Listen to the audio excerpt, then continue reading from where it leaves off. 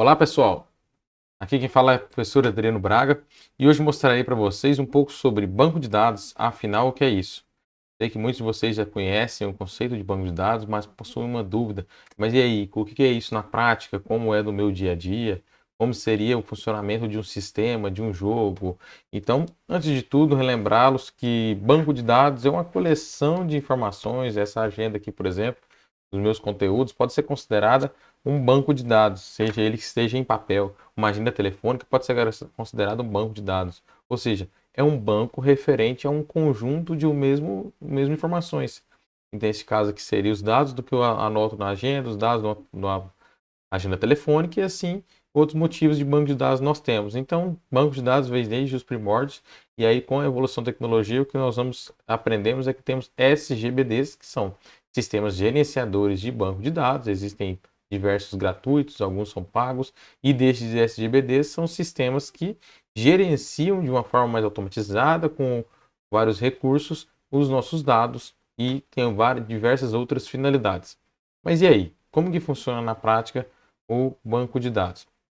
Então, pois bem, eu vou mostrar aqui para vocês algum exemplo, tentar mostrar um exemplo bem prático aqui, começando aqui então, vocês estão vendo na minha tela, aqui o Apache ao fundo, né? Então, nesse Apache aqui rodando localmente, eu tenho uma simulação aqui de um sisteminha não, um CRUD, né? Lembrando aí o que é o CRUD, né? O CRUD vem do create, do inglês, de criar, o R de read, o U de update, o D de delete. Ou seja, geralmente, em muitos sistemas a gente trabalha com vários CRUDs, que seriam inserir dados no banco, ou criar tabelas, né? Atualizar os dados ou dar um update, ler os dados, ou então dar um select, e o delete, ou seja, deletar os dados. Então aqui de forma bem básica seria, vou logar aqui numa plataforma de rede social, vou logar no sistema. Então aqui ele está pedindo um usuário e uma senha. Ao digitar aqui, por exemplo, um usuário Adriano H. Braga, e digitar uma senha, vou digitar ela incorreta de forma proposital e vou colocar enviar. Então ele foi, verificou e me informou, o usuário ou senha não confere. Mas espera aí, quem que fez isso? É a programação? É a estrutura de dados? Sim, além disso tudo, foi verificado em um banco de dados, não está registrado em sistema de arquivos, utilizando um SGBD, e verificou que aquele usuário, aquela senha era incorreto. Ao digitar aqui um usuário correto e uma senha correto e clicar em enviar, ele vai verificar que aquele usuário, aquela senha é correto, vai me dar uma resposta de login com sucesso e após isso vai dar um select no meu banco, mostrando os dados, por exemplo, dos clientes que tem lá disponível e as informações, aí podendo entrar no editar ou no excluir. Então aqui nós temos algumas informações. Mas e aí? Qual procedimento aconteceu para executar isso, né? O que nós temos para mostrar é para que executou e foi lá, verificou no banco. Tinha um usuário de Adriano? Tinha. E a senha estava certa? Pode ser que o usuário estava certo, a senha estava incorreta, ou vice-versa. Aqui não teve uma resposta falando se era só o usuário ou só a senha, né? Mas neste caso aqui, que eu quero mostrar para vocês, que quando ele verificou que estava correto, tanto o usuário como a senha, ele passou o processo de login com sucesso e listou os dados que nós tínhamos no banco. Então aqui é um código bem simples, tá? Esse código não está, digamos, perfeitamente, não está da forma mais codificada corretamente, da forma mais adequada, mas contudo serve para exemplo aqui para vocês. Então aqui tem um pouco de HTML, dois inputs aqui simples, de usuário, de password. Então ele verifica a submissão, né? Quando ele submete aqui, vai para a própria página. É enviado por GET e aí começa. Então ele conecta no meu banco, localhost, root, a minha senha aqui entrar, a minha base de dados é um CRUD, então seria isso que a gente faz quando a gente conecta diretamente no banco. E aí ele dá um select asterisco na tabela de usuário, sendo que aí nesta tabela de usuário, ele vai verificar aquele usuário que eu disponibilizei, ele possui ele tem mesmo esse usuário na minha base.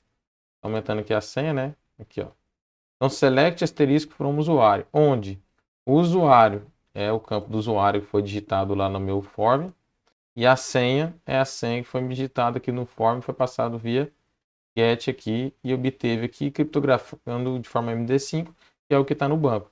Então ele vai comparar. Se ele encontrar um usuário e uma senha com esse resultado, significa que vai ter resultado e vai ter pelo menos uma linha. Então, se a quantidade de linhas, ou seja, ele encontrou no mínimo um resultado que seja favorável, então não vai ser igual a zero. Não sendo igual a zero, ele vai para o else. Sendo igual a zero, ele continua informando. Usuário ou senha não confere. Então ele encontrou. Então existe um usuário com admin e uma senha com a senha que eu digitei. Então, ao fazer isso, ele vai dar login com sucesso, vai dar um select asterisco from cliente, inner join usuário, e vai me trazer os dados aqui impressos na tela. Então, voltando aqui, vou digitar aqui um outro usuário, por exemplo, usuário. Ao digitar usuário e digitar o que ele fez aqui, ó, digitei usuário neste campo aqui de usuário e o aqui no campo de senha. Ao clicar, o botão submit vai mandar a própria página, que vai pegar via get. Via get, vocês vão ver que vai ficar aqui no navegador, não é a forma mais recomendável. Lá em cima, aqui, ó, usuário U e senha U. E aí ele vai dar usuário e senha não confere. Então, só nesse processo de eu ter digitado usuário e U aqui, significa que ele foi para o banco, então ele executou esses códigos aqui, foi no banco, verificou que não existia e deu usuário não confere. Quando eu digitar admin e a senha, ele vai dar login com sucesso e vai proceder embaixo.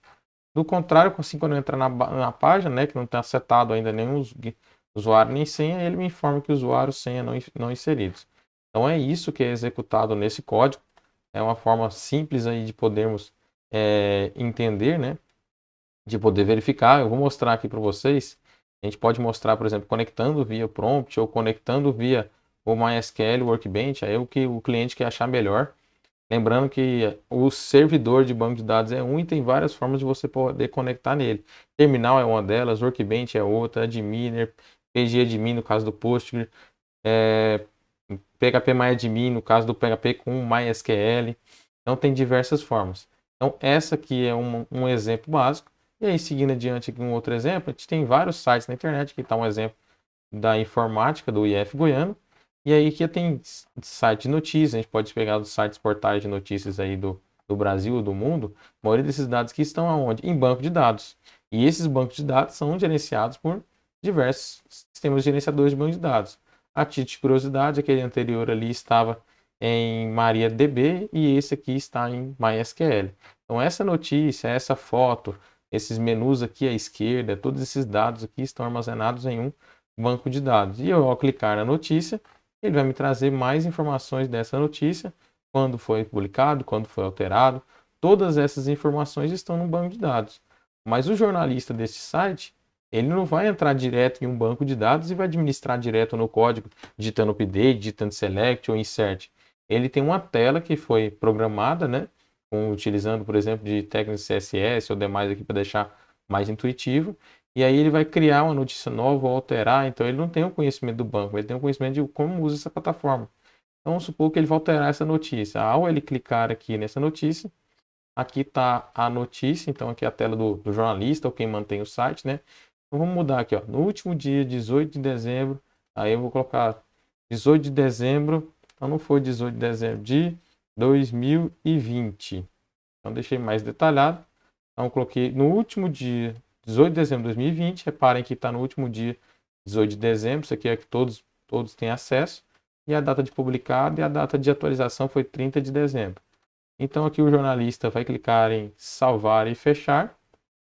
Ao clicar em salvar e fechar, o que foi feito?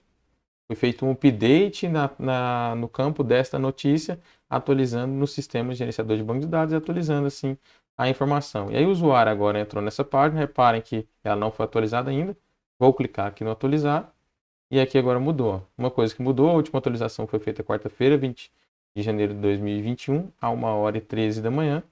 E no último dia, 18 de dezembro de 2020, a notícia veio para cá. Bom, beleza, aqui está fácil de entender o que é um sistema. A gente trabalha com diversos outros sistemas nesse modelo. Mas e aí?